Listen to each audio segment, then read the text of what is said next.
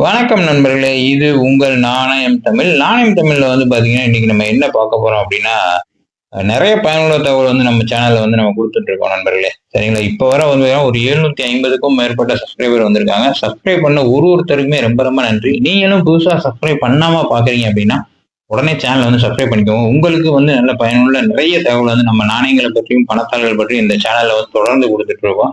அதே மாதிரி உங்களுக்கு ஒரு அவேர்னஸாவது இருக்கும். நாணயங்கள் நிறைய விலை போகும் அதாவது சாதாரண நாணயங்களை கூட லட்சங்கள்ல விலை போகும் சொல்லி ஏமாத்திட்டு இருக்காங்க.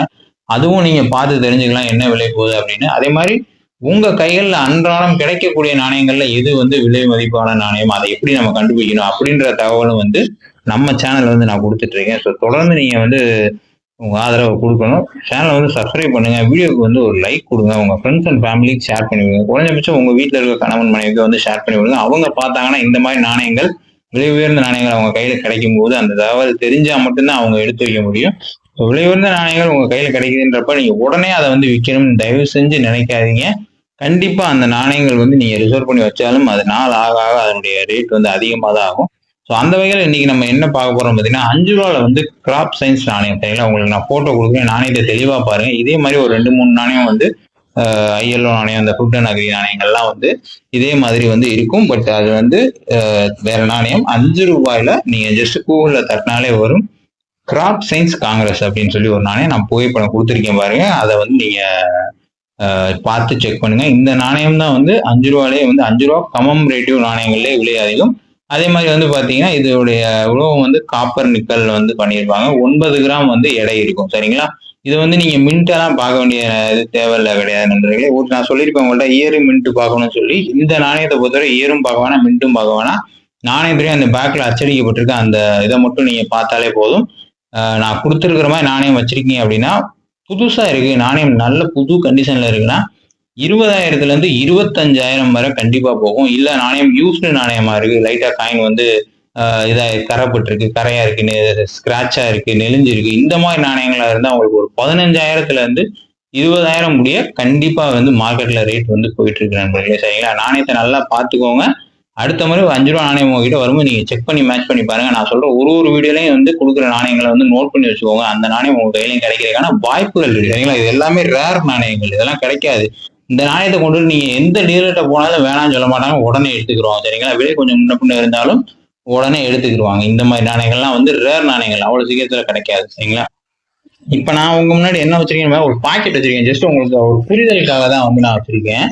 ஒரு 5 ரூபா நாணயம் பாத்தீங்கன்னா தெரியும், பிஹெச்இஎல்னு போட்டிருக்கோம். சரிங்களா? பிஹெச்இஎல் 50 அப்படின்னு சொல்லி போட்டுக்கோங்க. இந்த நாணயம் பாத்தீங்கன்னா புதுசு பாக்கெட்டாவே வச்சிருக்கேன். பாத்தீங்களா? இது ஒரு மின்ட் நொய்டா மின்ட். இங்க தெரியுதா புள்ளி? சரியா? Mint Noida mint.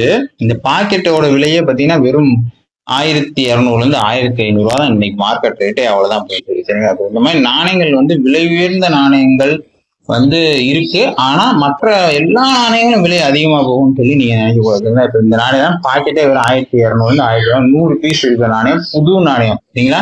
அப்போ ஒரு நாணயத்தோட விலையே 12 ரூபா 15 ரூபா தான் வருது. இத்தனைக்கும் புத்தம் புதுசு, பாக்கெட்ல இருந்து இன்னும் பிரிக்காத நாணயம். ஜஸ்ட் உங்களுக்கு ஒரு நாலேஜுக்காண்டி, ஒரு தகவலுக்காண்டி தான் இதை நான் காமிக்கிறேன். ஸோ இந்த மாதிரிதான் நம்மளுடைய நாணயங்கள் நம்ம அதை தெரிஞ்சுக்கணும் ஃபர்ஸ்ட். அதை பத்தி அதோட நாலேஜ் இருந்தா மட்டும்தான் நம்ம நாணயங்களை வச்சு நம்ம அதை எப்படி நம்ம பணமாக்குறது, அதை எங்க வியாபாரம் செய்யலாம், எப்படி வியாபாரம் செய்யலாம், எந்த நாணயத்தை வியாபாரம் செய்யலாம் அப்படின்றது உங்களுக்கு தெரியும்.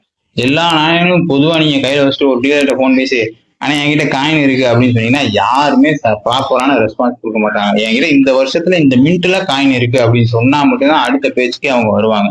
நீங்க ஜென்ரலா என்கிட்ட காயின் இருக்குன்னு சொன்னா காயின் இல்லாதவங்க யாருன்னு சொல்லுங்க. தமிழ்நாட்டுல இருக்க அத்தனை மக்கள்கிட்டையும் காயின் இருக்கு, ஏதோ ஒரு காயின் இருக்கும், பழைய காயின், புது காயின், ஏதோ ஒரு காயின் இருக்கும்.